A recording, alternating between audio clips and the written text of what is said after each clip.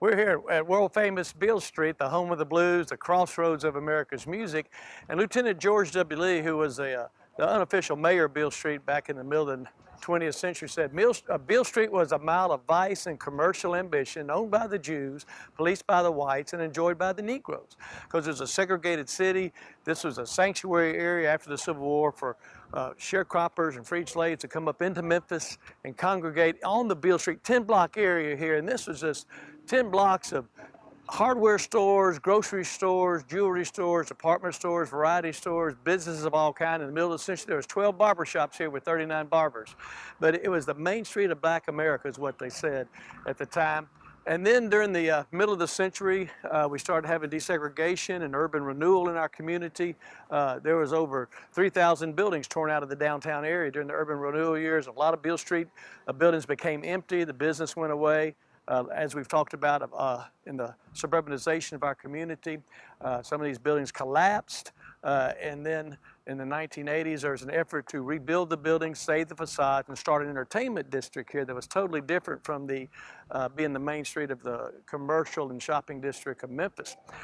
So in 1983, Beale Street reopened and rebranded itself as restaurants and entertainment. Now there's over 25 restaurants here. It's the largest revenue-grossing tourist attraction in the state of Tennessee. Now some of these buildings behind us right now, this one's gone now. It was Emmett Ashford's saloon right here, and then you had the Club Handy and the Monarch Saloon, and that's where people went to die. They said there's a lot of vice and gambling and prostitution here. Of course, the New Daisy opened in 1941 as a movie theater, and then it became an entertainment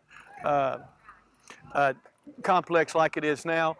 Over here was, again, the Gillis brothers were a grocery store and a pharmaceutical business over here. Again, not your typical restaurants or bars like you see today. A whole commercial use at the time. Buildings have been resaved, and again, most of these are filled up now. And Beale Street is now the home of the blues and the crossroads of America's music. My own connection to Beale Street, 1983, when Beale Street reopened, I was with the Memphis Park Commission, and we were managing Handy Park there in the center of the street. It actually opened in 1930. The Handy statue got placed there in 1960. And we had to try to figure out how to have events in Handy Park while you had restaurants over here as well competing and wanting the business and how to sell beer and how to close the street. And that was in the 1980s, 35 years ago. And obviously we somehow worked it all out. And then in the 1990s, I came to work for the Performer Entertainment Real Estate Company that was running the operations of Beale Street, and got be in charge of these barricades and the festivals and the security and the common area maintenance. So I've seen Beale Street from several angles, in and out. Still a good customer of Beale Street. Have a lot of friends here on Beale Street, such as 333 Beale right down here, the Ernest Withers Collection. When I was running museums, Ernest Withers was one of our best photographers in Memphis, along with the Hooks brothers. In fact, the Hooks brothers' motto in photography was, where there's beauty, we'll take it. Where there's none, we'll make it. And that was their slogan. So they always had catchy slogans here and great photographers, and this was the nightlife place in Memphis.